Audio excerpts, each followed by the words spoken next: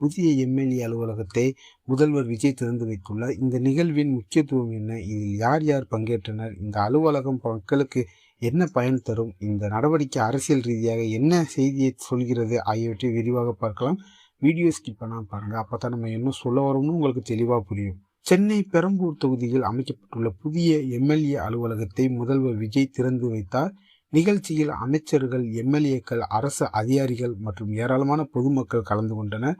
அலுவலகத்தை திறந்து வைத்த பிறகு அங்கு அமைக்கப்பட்டிருந்த வசதிகளை முதல்வர் பார்வையிட்டார். ஒரு எம்எல்ஏ அலுவலகம் என்பது மக்கள் தங்கள் குறைகளை நேரடியாக தெரிவிக்கும் இடமாகும். இங்கு பொதுமக்கள் குடிநீர் பிரச்சனை, சாலை வசதி, மின்சாரம், நலத்திட்ட உதவிகள், ஓய்வூதியம், மாணவர் உதவித்தொகை, குடிமக்கள் குறைகள் போன்ற பல கோரிக்கைகளை பதிவு செய்ய முடியும். நிகழ்ச்சியில் பேசிய முதல்வர் விஜய், மக்கள் சேவை அரசின் முதல் நோக்கம். அரசு அலுவலகங்கள் மக்களுக்கு எளிதில் அணுகக்கூடியதாக இருக்க வேண்டும்.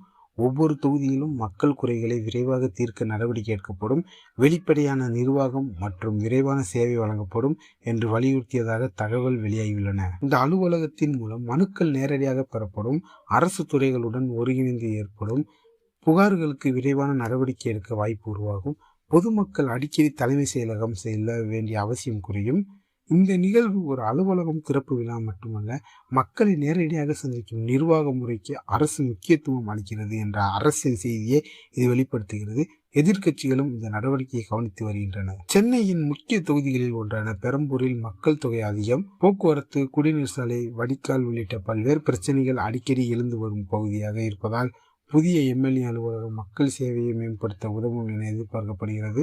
அரசு மாநிலம் முழுவதும் மக்கள் சேவைகள் மேம்படுத்த பல்வேறு நிர்வாக மாற்றங்களை மேற்கொள்ள திட்டமிட்டுள்ளதாக கூறப்படுகிறது. அதன் ஒரு பகுதியாக தொகுதி அலுவலகங்களை நவீனப்படுத்தும் முயற்சிகளும் முன்னெடுக்கப்படலாம். பெரம்பூரில் புதிய எம்எல்ஏ அலுவலகத்தை முதல்வர் விஜய் திறந்து வைத்திருப்பது மக்கள் சேவையை வழிப்படுத்தும் முயற்சியாக பார்க்கப்படுகிறது.